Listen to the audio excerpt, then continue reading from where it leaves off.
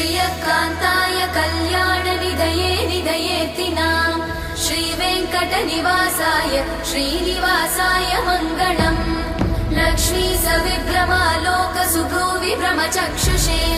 चक्षुषे सर्वलोकानां वेङ्कटेशाय मङ्गलम् श्रीवेङ्कटाद्रिशृङ्गाग्रमङ्गलाभरणाग्रये मङ्गलानां निवासाय श्रीनिवासाय मङ्गलम्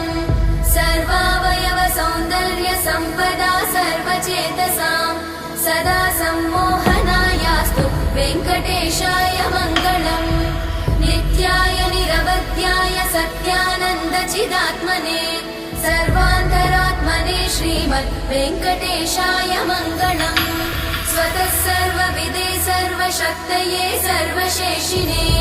सुलभाय सुशीलाय वेङ्कटेशाय मङ्गलम्।